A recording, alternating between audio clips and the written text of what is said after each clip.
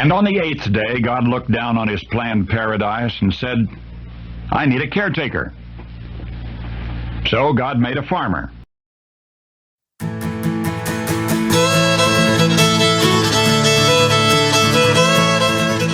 To review some of the questions that I get asked pretty regularly about this baler, I think we covered the topic of how many bales per hour. That's the number one question I seem to get.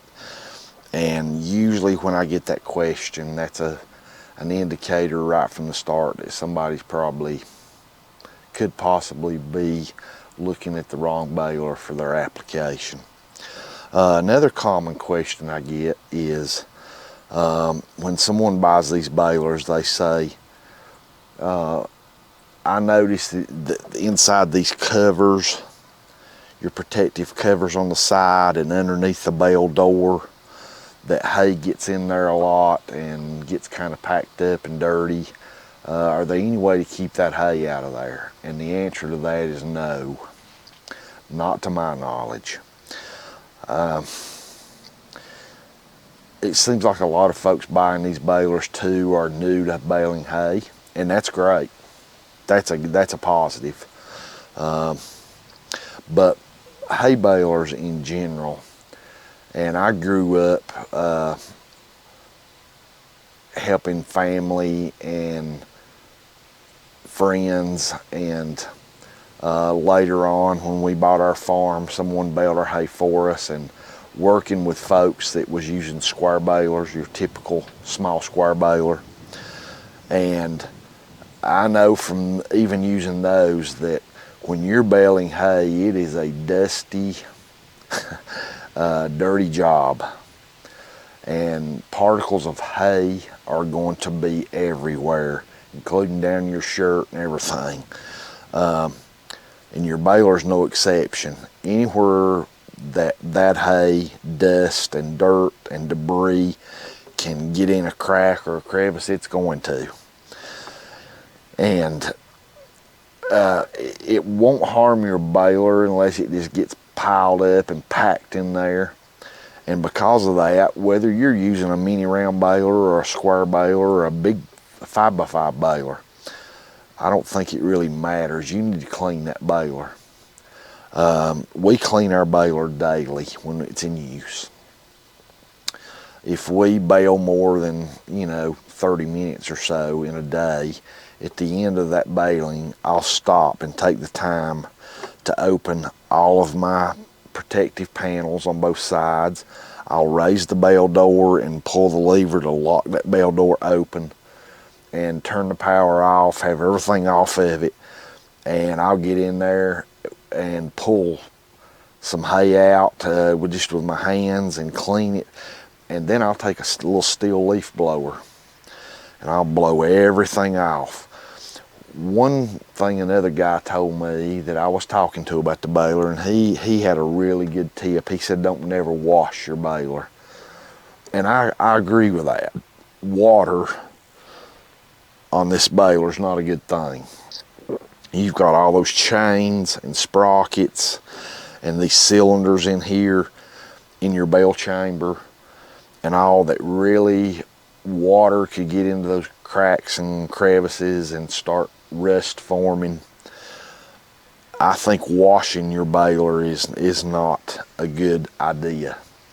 I think to clean your baler, you need to just use compressed air or a leaf blower is what I'd use.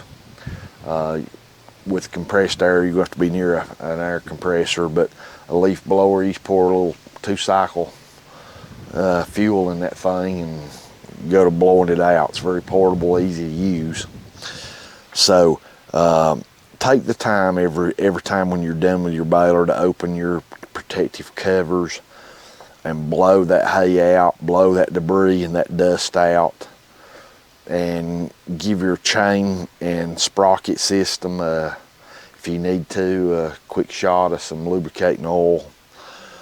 Another thing you need to keep a check on, there's three things actually you really need to check on this baler on a regular basis. Number one would be these grease zerks on the top for your gearboxes. You've got a small worm gearbox right here that runs your twine wrap arm, and underneath here where your PTO power comes in, you have the main gearbox. And both of these boxes right here need oil. I use 80 weight 90 gear oil in these two boxes. The one for your worm gearbox and the one for your main gearbox. They need the oil in those needs checked. Plus, you know, normally you're chaining your automatic oiler and the hydraulic system. You need to, you know, make sure those levels are good. But check these periodically. If you've been baling for several days, you need to keep a check on the levels on these to make sure they're good. But cleaning your baler, I would not recommend washing it. I would just recommend air. Keep it clean and keep the debris out of there. If you got debris caught down here around your pickup, you know, just reach in there and get that out at the end of the day and pull it out. An ounce of prevention is worth a pound of cure, they say. And keeping your equipment in good working order is protecting your investment, basically, and keeping your equipment running good. Okay, if you've used one of these balers very much, now this is personal opinion and my personal observations. I've used this baler enough to know the sound of it when it's running, and when this bale indicator rod is in the gray and it starts getting real close to the yellow, meaning my bale is almost full, I can notice a slight change in the sound of this baler that's letting me know that my bale is almost complete, that bale chamber is getting really full. It's hard to describe. If you've used equipment like this very long, especially a hay baler, you'll understand what I'm talking about. When that chamber gets pretty full, it starts making a little bit different sound than it normally does when it's just developing the bale. One thing also that I've noticed, I have been baling hay and be basically finished. All my windrows are baled, and I go down the very last little windrow and I bale and I pick up all that hay, and I'm really close to a bale being done. But the baler has not reached that indication point to tell me that the bale is finished. And I've drove around the field picking up every little last bit of hay I could to try to finish that bale. And it took a while. That bale was in this baler chamber and it was spinning the whole time while I was driving around trying to pick up every last bit of hay I could. And when I finally reached the point where I was done, I couldn't get any more hay, then either the bale got full and started the twine wrap on its own, or I had to manually wrap it because I don't like to leave hay in this baler for an extended period of time. Just park it with a partial bale in it. I think that's bad for your baler. I've noticed that when that bale is almost full, if you sit and let that bale spin, like while I've been driving around trying to pick up just a little bit of hay to finish a bale, the whole time that bale is just in there spinning, I've noticed that bale will get heavier and heavier. It's like the longer it's in there spinning, the more compact it gets. If you want your bales to be as heavy as possible, when you think you're watching your bale indicator rod and it's almost to the yellow, if you're not on no time schedule and you've got plenty of time, you can just sit for a minute, 45 seconds, a minute, 2 minutes, and let that bale sit in there and spin, and then pull on out and pick up some more hay to finish that bale till the bale arm drops, and then you eject that bale. I think, I have nothing to prove this, I've not taken my weigh scale out into the pasture and checked these bales, but I'm about convinced that those bales that I let spin longer are heavier bales, quite a bit heavier than the other ones. So I don't know if anybody else has noticed that, but I sure have. If you let the bale spin longer, it just kind of gets denser and denser and denser, compacted, and you end up with a lot heavier bale. If you're looking to keep your bales light, then you don't need to let that bale spin in there very long. I think the longer it spins, the heavier it gets, because it has more and more time. Every time that bale's in there spinning, it's just compacting more and more.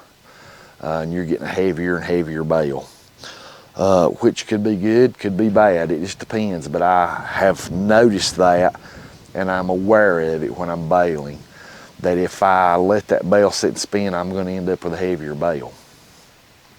Okay, I've discussed the gathering wheels for this baler, and I have not sat down and drew up any plans yet, but I've looked at the baler a lot and just kind of studied it, how I can attach gathering wheels. And since I'm using a drawbar kit, now my 3-point attachments here are no longer used. The only thing I do, I use the inside of the right one, which would be on the left side of the baler, as my kickstand to attach it to it. But the outside pins on my 3-point on the lower links are really no longer in use, and I think that's going to be my attachment point for some arms that come out to mount gathering wheels on this baler. The wheels are turning in my head to how I'm going to do this. This baler needs gathering wheels really bad. Okay, another very common question I get is, hey Darren, how big are those bales that mini round baler makes? And I've got one here in front of me, a very nice bale. It's your typical bale that comes out. This one was not spun in the bale chamber longer to make it denser or anything like that. This was a typical bale that we make. This come off of our first cutting. And these bales, I've got a tape rule here. They're what's commonly referred to as a 2x2, meaning 2 foot long by 2 foot wide, or 2 foot in diameter, 24 by 24. However, those numbers are not exact. That's just what it's referred to, because if you average it out, that's what it comes out to. But these little mini round bales, this one is 21 inches in diameter, and it is 28 inches tall. So it's 21 inches this way, and across the diameter it's 21 by 28. So if you take, it needs 3 inches to be 2 foot here, but it's 4 inches over here. If you take that 4 and put it there, then you equal a 2x2. So it's basically a 2 foot by 2 foot bale. And these bales are, we have ours on the medium heavy density setting, and I don't let them spin in the baler for a minute or so before I twine wrap them and eject them to compress them more. We keep them at a weight that the average person can easily handle. And these bales right here are about, this one actually I weighed it a few minutes ago. This bale right here is 49 pounds. It's right at 50 pounds, which is what we've determined for our application is perfect for our average customer to be able to handle them and handle them without strain. Most people can handle a 50-pound bale. So that's a common question that we get is, hey, what's the size of the bales that this little round baler makes? And like I said, they are a 2x2, right around 50 pounds. Now you can adjust your baler to make your bales lighter or a little heavier. But we have found that this is perfect. The average person can handle this bale. This one is 49 pounds. We are quite pleased with these bales. This is off of our first cutting, and it is some Jim Dandy hay. This hay will be, that we have here in this storage shed, will be going tomorrow, as a matter of fact, to a customer. They will be here on the farm tomorrow to pick up this hay. And the folks that start using these little mini round bales absolutely love them. Horse people, goat and sheep, even cattle people that don't have a large farm and a lot of head. Everyone that we have introduced to the mini round bales and explained to them our feeders and how those feeders work, and they experience these little mini round bales, love them. I've got a couple of customers says they love them. I wouldn't consider going back to a square bale. And I'm in the same boat. So one of the most asked questions, other than how many bales per hour that baler do, is what's the bale size? So I hope that answers that question.